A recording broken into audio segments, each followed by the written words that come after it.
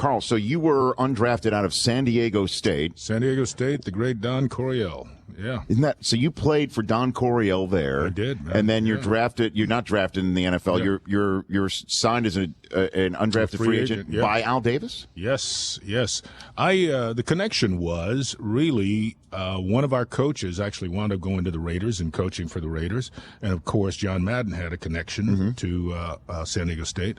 I'd been actually a down lineman until my last year, and I tried to convince them, come on, there's no way I'm going to be a defensive lineman in the NFL. I'm not going to, there's no way, ever, No, not big enough. But I wanted to play linebacker because I was fast enough, I was quick enough, and that's how that happened, and finally got that chance, went there, and man, I think there were only that year maybe 4 rookies, 5 at the most that made the team. I was the only undrafted one, and we had a number 1, a number 2, a number 3, and I can't remember what the other draft player was drafted at. But it was just great memories. Really. So, what was it like to be around John Madden? Scary at as that time? hell. Scary as hell for a rookie. Come on, I mean, these guys today, come into the NFL and they're really, I think in many ways more mature because of the systems today. And of course the NFL is there and really kind of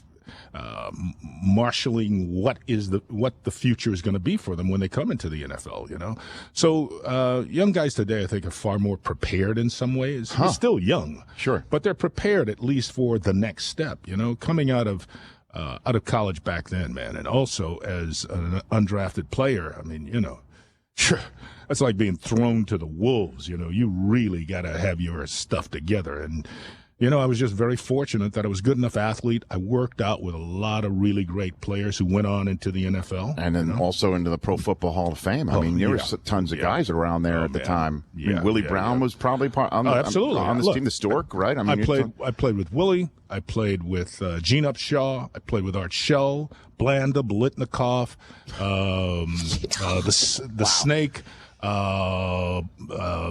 Warren Wells, Ted Hendricks, right? No, Hendricks wasn't there yet. Okay. Hendricks came, I think, a little bit year after. Okay. Yeah, Otto was Jim Otto, Gus Otto. Wow. Billy, I'll tell you what, Billy Cannon was there when I first got there. Come on. That's how old I am, man. Oh, come on. Marv Hubbard was there. And the second year, part of that year before I was waived, Jack Tatum was there. I mean, there were some great players. Great players. Was Madden the one who told you were cut, or was there somebody? Of course, there's nothing like as a young guy who really, really wants to make it, getting that call. Which is Coach wants to see you take your playbook. When you hear "take your playbook," it's over. That does not bode well. And so Madden was the one who sat you down. Yeah. But I got to tell you, I have so much respect for him for so many reasons. First of all, I mean, as it goes, I think he's one of the greatest coaches in the NFL.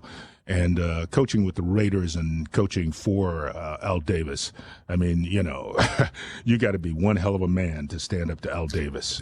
So Madden, I throw all kinds of love out to him. The Rich Eisen Show, weekdays at noon Eastern on Audience.